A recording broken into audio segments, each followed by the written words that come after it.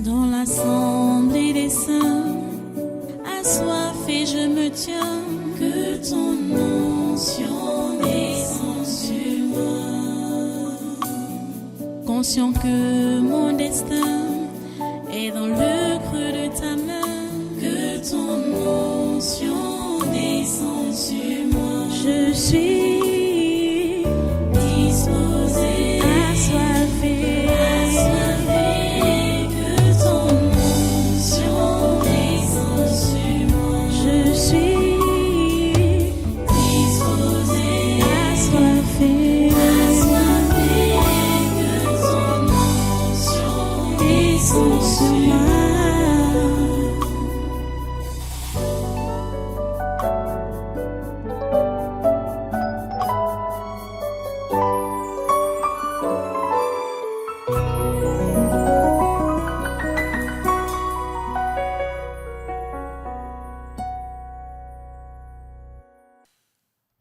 Alléluia. Voilà, vous prenez donc votre Bible et vous irez avec moi dans Hébreux chapitre 5. On repart dans le texte qu'on a étudié avant de prendre le séminaire. Donc, Hébreux chapitre 5 à partir du verset 7. Hébreux chapitre 5 à partir du verset 7, qui dit donc: c'est lui qui, dans les jours de sa chair, ayant présenté avec de grands cris, avec larmes, des prières et des supplications, à celui qui pouvait le sauver de la mort, et ayant été exaucé à cause de sa piété, a appris, bien qu'il fût fils, l'obéissance par les choses qu'il a souffertes, et qui, après avoir été élevé à la perfection, est devenu pour tous ceux qui lui obéissent l'auteur d'un salut éternel. Dieu l'ayant déclaré souverain sacrificateur selon l'ordre de Melchisédek. Prions le Seigneur. Dieu Tout-Puissant, nous te remercions pour ta parole de ce jour et nous te prions que tu puisses nous donner la grâce de pouvoir la comprendre et de la mettre en pratique. Permets que cet enseignement descende dans nos cœurs. Permets que nous puissions prendre du plaisir en lui. Oh Dieu, nous te supplions, fais-le. Au nom puissant de Jésus, nous avons prié. Amen. Amen. Voilà, prenez place dans cette présence. Une fois de plus, soyez les bienvenus à ce congrès de l'étude naturelle de ce 6 novembre 2025. Notre thème, c'est la vie chrétienne normale. Nous n'avons pas changé. Nous sommes sur le même thème. La vie chrétienne normale demande que chaque chrétien soit rempli de l'Esprit de Dieu. Et pour être rempli de l'Esprit de Dieu, il faut être obéissant à Dieu. Il faut être obéissant à sa parole. C'est ce que nous voyons.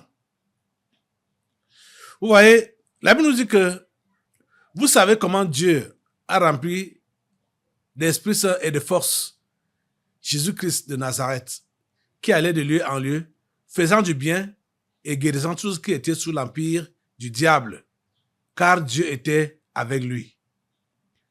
Pourquoi est-ce que Dieu a rempli du Saint-Esprit et de force Jésus de Nazareth, qui allait de lieu en lieu? C'est parce que Jésus-Christ était obéissant. C'est ça que nous voyons ici. Que Jésus-Christ était obéissant. Tu veux être rempli du Saint-Esprit et de force, l'Esprit de Dieu et la force de Dieu, il faut que tu sois obéissant. Obéissant à la parole de Dieu.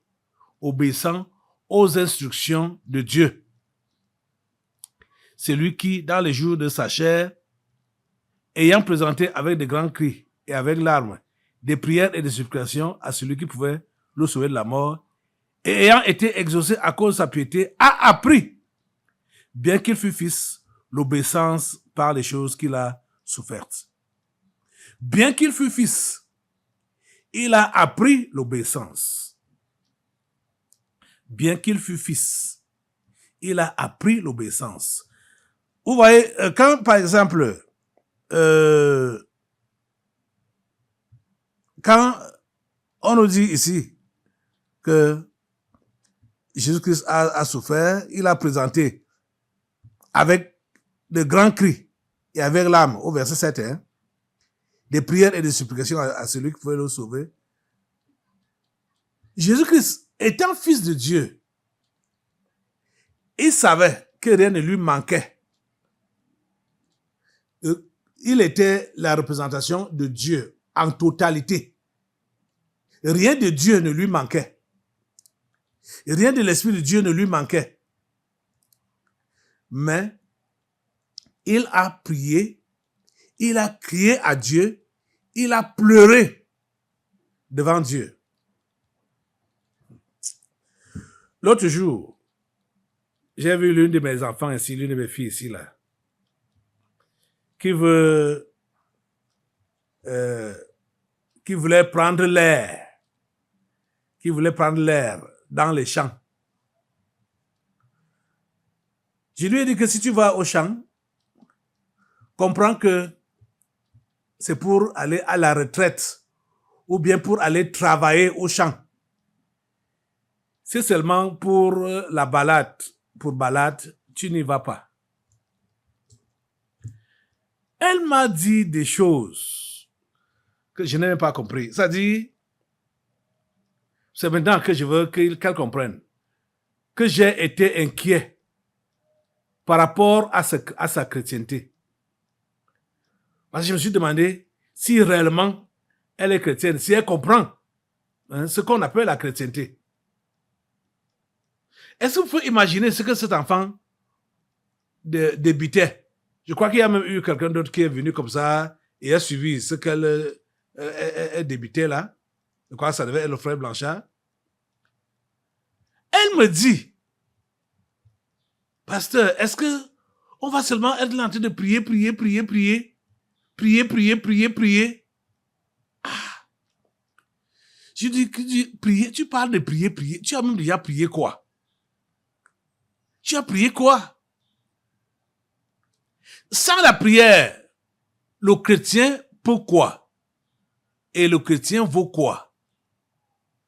Et rappelez-vous que Jésus a dit, veillez et priez, afin que vous ne tombiez pas dans la tentation.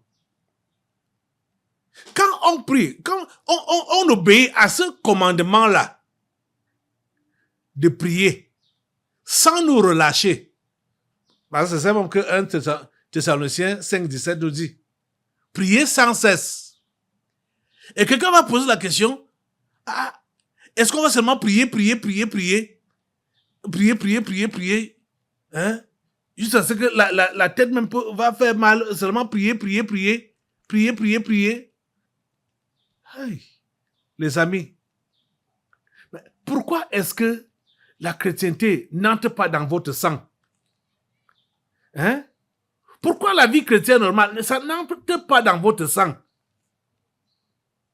Pourquoi vous ne vous habituez pas à cette vie-là? Cette vie chrétienne-là? Cette vie que Dieu veut que vous viviez là? Hein? Oh mon Dieu.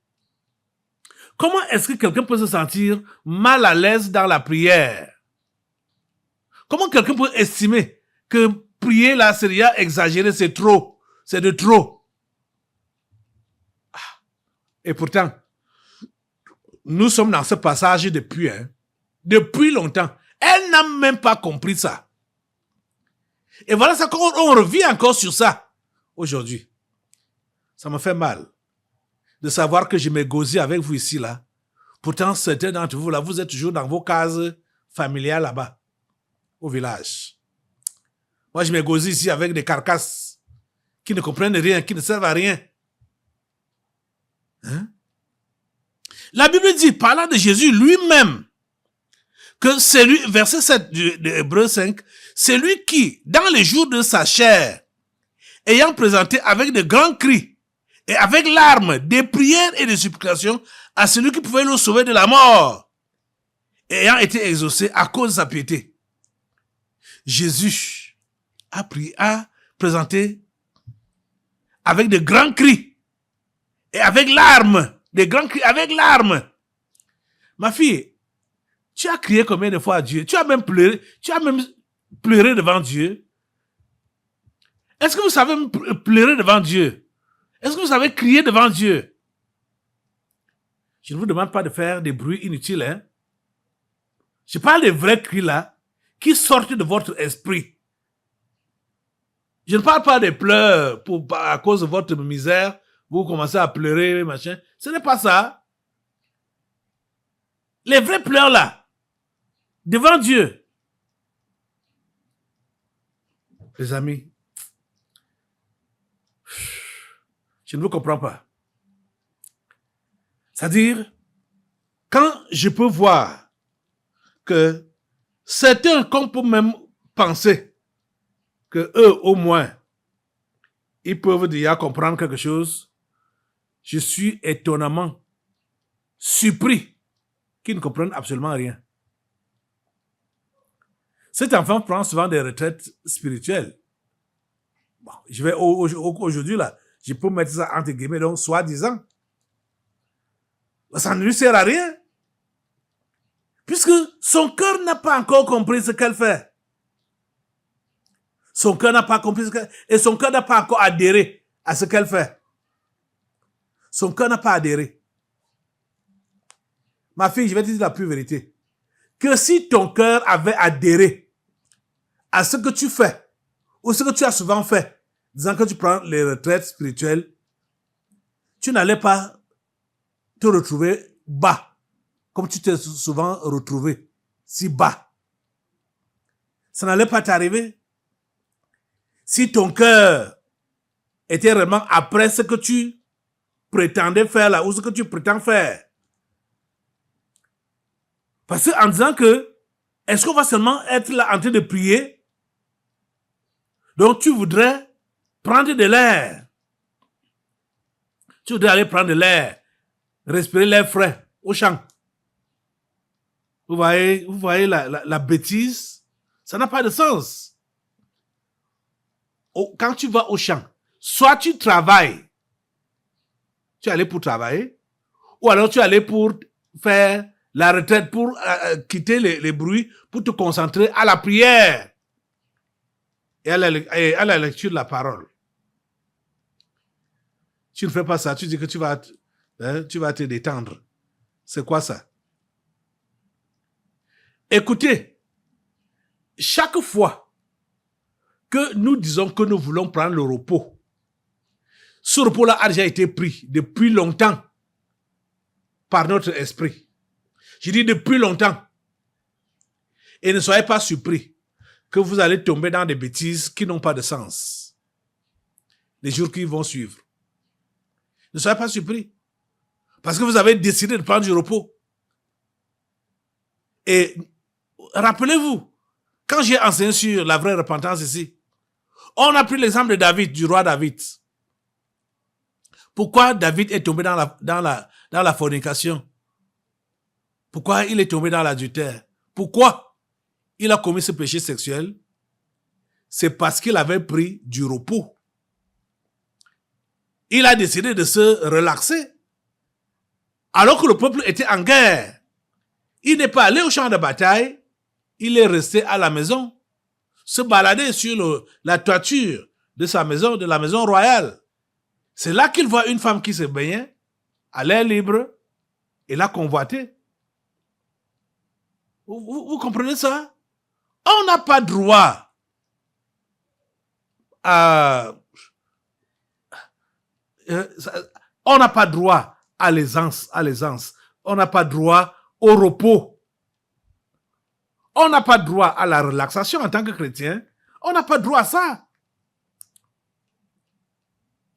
Ça va entraîner des péchés qui vont même apporter des conséquences très graves. Et le péché de David là a apporté des conséquences très graves dans son royaume et même dans sa maison. Vous comprenez? Vous n'ignorez pas ça. Donc, s'il vous plaît, pour ceux-là qui travaillent, que ce soit au privé, que ce soit au public, ou que ce soit personnel, peut-être vous auto-employez, Par année, prenez un temps de congé, bien sûr, mais mettez cela au profit de Dieu, au profit de l'avancement du royaume de Dieu. Ne dites pas que j'ai donc beaucoup travaillé, je prends mon repos, je m'en vais prendre de l'air. Je vais à la plage, je vais à Kribi, je voyage chez tel, je pars prendre l'air ou me défouler. Ne faites pas ça. Le chrétien n'a pas droit à ce genre de vie-là. Tu n'as pas droit à ça. Si tu as même envie de reposer ta tête, tu peux dormir chez toi tranquillement, non? Et te reposer. C'est-à-dire, calmement là, à la maison, tu te reposes. Est-ce que tu as besoin de sortir pour aller à un endroit, hein? Et déjà même, quand tu sors, pour dire que tu es donc en repos, et tu commences les balades, tu n'es plus en repos. Parce que tu seras occupé par autre chose, qui est autre que ton travail. Mais ça va quand même t'occuper. Ça va t'occuper. Et voilà donc, si ce n'est pas de Dieu, ce qui t'occupe là, ce sera quoi? Facilement, tu vas te retrouver dans de sales draps. Vous comprenez? Jésus, bien qu'il fût fils, a appris l'obéissance, pas des choses qu'il a souffertes. Et là aussi, vous devez vous préparer à la souffrance. Jésus a présenté avec de grands cris et avec l'âme des prières à Dieu. Mais Dieu ne l'a pas forcément exaucé dans le sens que Jésus-Christ, lui, il voulait l'exaucement. Jésus voulait l'exaucement dans le sens que Dieu pouvait lui dire, ok, tu ne meurs plus à la croix. J'ai trouvé un autre ange qui va mourir à la croix, mais toi, tu restes mon fils. Voilà, c'est l'autre ange-là qui va mourir à la croix pour les humains. Ce n'est pas ça. Parce qu'en fait, quand je peux voir la chose, c'est comme ça. Ça a été comme ça, la pensée de Jésus. Qu'il faut que ce soit quelqu'un d'autre qui meurt, mais lui, il reste fils auprès de son père. Parce qu'il ne s'était jamais préparé, il ne s'était jamais séparé de son père. Mais, quand il a vu que son père ne l'a pas exaucé, il a compris que ce qu'il demandait n'était pas dans la volonté de son père. Mais certains parmi vous là, je veux même dire la plupart d'entre vous là, pourquoi est-ce que vous continuez à insister sur certains sujets de prière où Dieu est resté silencieux depuis longtemps? Il n'a pas répondu. Mais vous insistez. Et vous êtes même prêt à vous exaucer. C'est-à-dire dans votre sens. À faire ce que vous demandez. Sans avoir son quitus. Vous voulez faire à votre tête. Pour prétendre que vous avez déjà beaucoup prié. Comme il n'a pas parlé, comme il n'a pas exaucé, comme il ne vous a rien dit, ok, vous-même, vous vous lancez dans l'eau comme ça. Donc vous vous exaucez vous-même. Ça, c'est la rébellion. Vous voyez que vous ne pouvez pas agir par l'Esprit de Dieu quand vous avez ce genre d'acte-là. Parce que vous agissez dans la rébellion. Tu pries Dieu pour un certain sujet. Si ce sujet-là n'est pas exaucé, ou vous n'avez pas de réponse, ne forcez pas. Ne forcez pas. Cherchez à savoir pourquoi le silence de Dieu. Cherchez à savoir les raisons de ce silence-là. Jésus a prié à 3 reprises.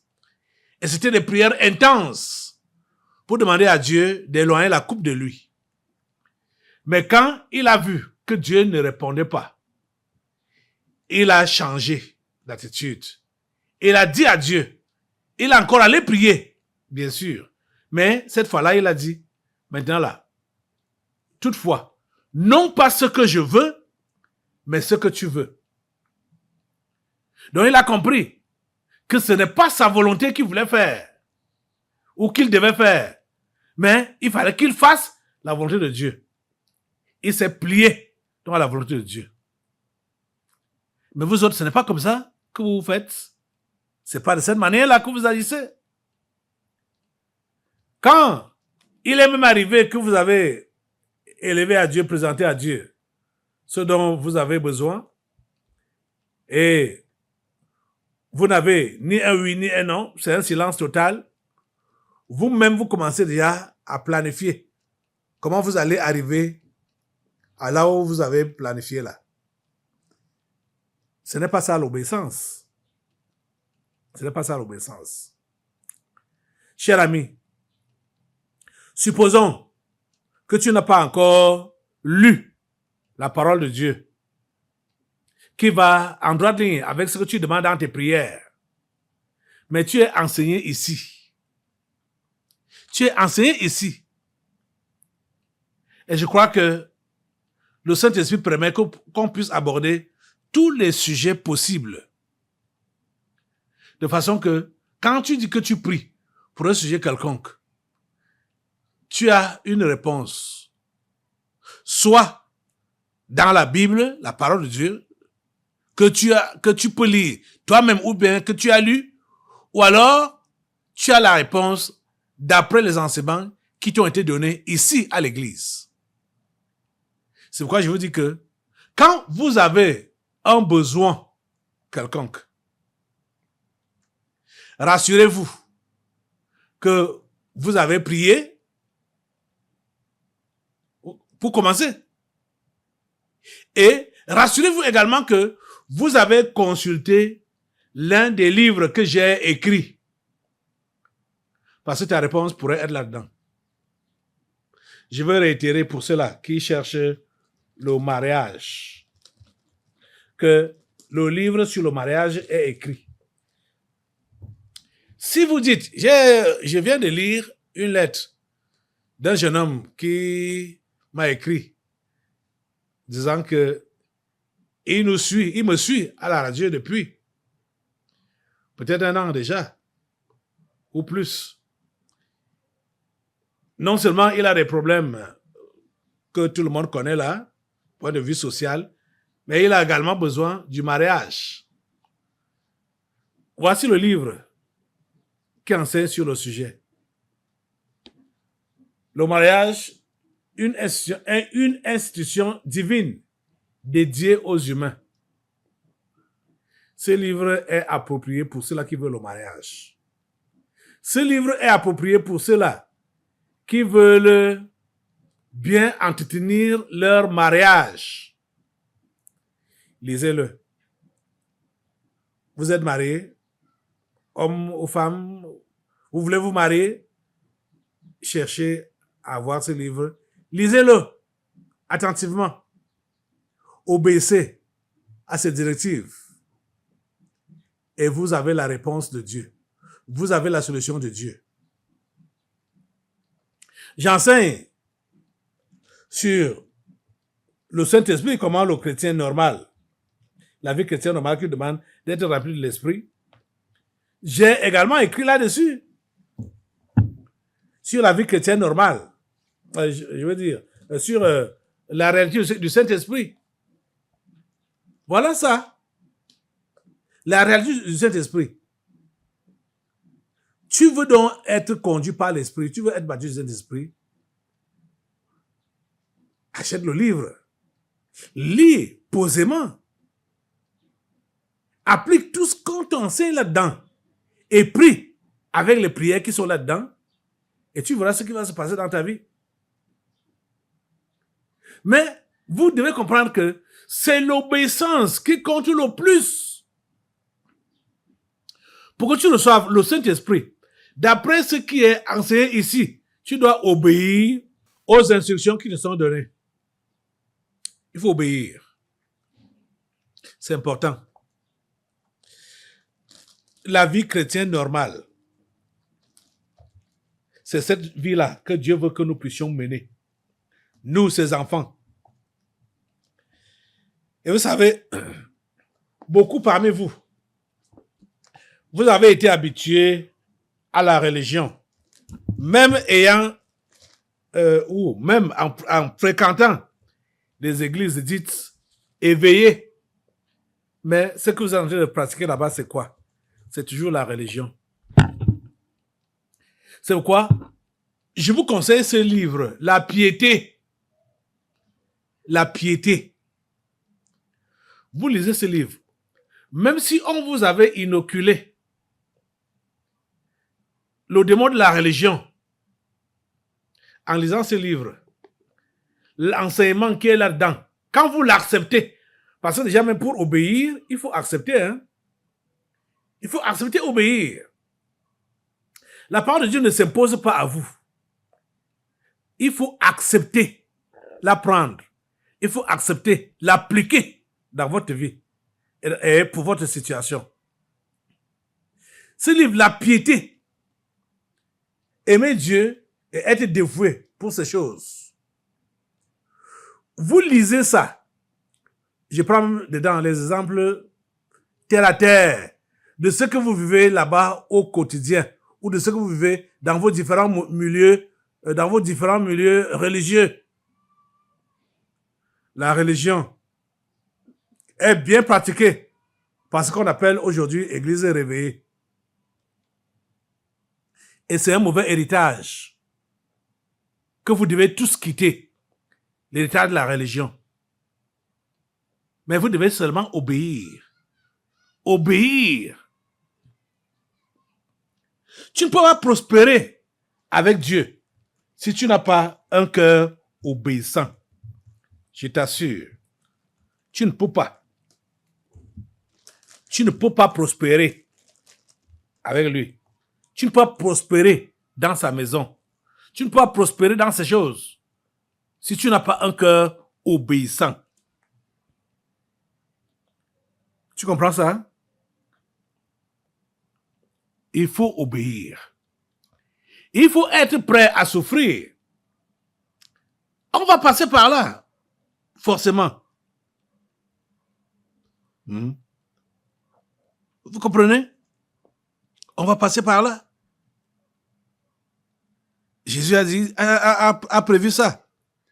Et bien qu'il fût fils, il a pris l'obéissance par les choses qu'il a souffertes. Vous voulez garder votre dignité, votre honneur. Vous voulez préserver votre personnalité. Vous préférez désobéir aux prescriptions de Dieu. Vous voyez? Parce que vous voulez garder votre dignité. Vous avez quelle dignité? Entre nous là, vous avez quelle dignité? Vraiment. Vous m'amusez, hein? C'est Dieu seul qui est digne. C'est Dieu seul qui est digne. Nous sommes tous des misérables. Vous comprenez? Nous sommes tous des misérables. Quel que soit ton rang social, quelle que soit la couleur de ta peau, quelle que soit ta carrure, quel que soit ce que tu es, quels que soient tes diplômes, tu n'es pas différent de moi ou des autres.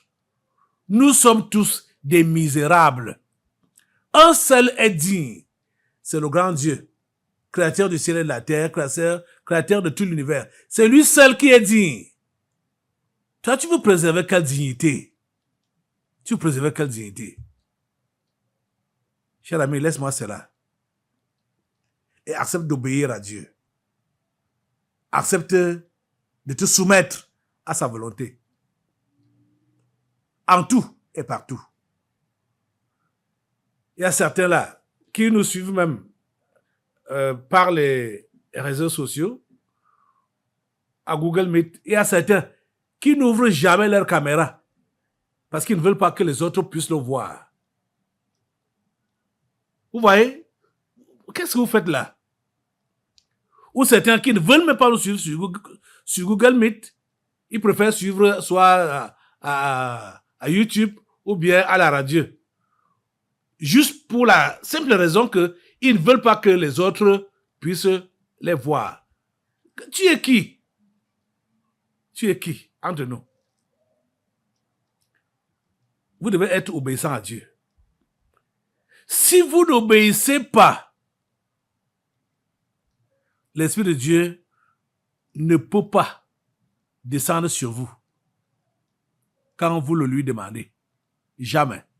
Parce que Dieu donne son esprit à ceux-là qui lui obéissent. Lève-toi pour prier Dieu. Maintenant, prends l'engagement d'obéir à Dieu et de marcher sur ton ego, c'est-à-dire ton moi là. Accepte de piétiner ton moi là. Accepte de marcher, de piétiner ton ego pour dire à Dieu, Dieu, prends la première place dans ma vie. J'accepte t'obéir. J'accepte marcher d'après tes instructions. Au nom puissant de Jésus, j'ai prié. Amen. Assois-toi. Nous allons maintenant passer au développement prophétique. Dans l'assemblée des saints, assoiffé je me tiens, que ton onction descende sur moi. Conscient que mon destin est dans le creux de ta main, que ton onction descende sur moi. Je suis